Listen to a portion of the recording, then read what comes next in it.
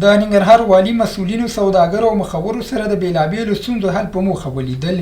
د ننګرهار والي حاجي مولا محمد نعیم مخوند د مرکز او ولایت یو شمېر مسؤلینو سره د بیلابیلو موضوعاتو تعقیب او حل په موخه ولیدل. نوموړي مسؤلینو سره په اړوند موضوعاتو کې بحث ترسره او د همکارۍ ډاډ ورکړ. د ننګرهار امنیه قومندانۍ مسؤلین وایي له جلالاباد ښار او ولسوالیو د بیلابیلو کمپاینونو پر مهال شاوخوا 3000 معتادین راټول او درملنې په موخه روغتونونو ته لیږدولي. ښاریان د امنیه قومندانۍ دغه اقدام چې معتادین ټولوي او د ښه صحت لپاره یې روغتونونو ته لیږي مهم بولي. ننګرهار کې یو غیر مسؤل تن د استخباراتو له نوم څخه د ناوړه ګټې اخیستنې په تور ونیول شو.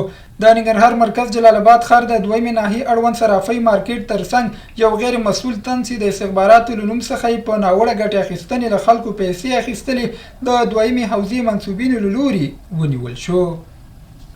د ننګرهار قومونو او قبایلو ریاست مسؤلین وایي د اسلامي امارت واک ته رسېدو تر دا مهاله دی ولایت کې 1990 لویې وړې دښمنۍ په دوستۍ بدلې کړي.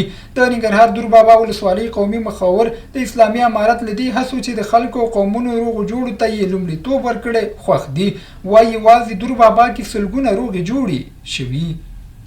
او د جلالاباد ښاروالۍ مسؤلین وایي د اسد یا زمري د 24مې ورځې لپاره د جلالاباد ښار د روښانه کولو په موخه په ټولو او په واټونو او لویو لارو کې لایټونه او بیرغونه لګوي چې د فتح او د افغان ملت لپاره د ویاړ ډکه ورځ په ښه ډول ولمانځي.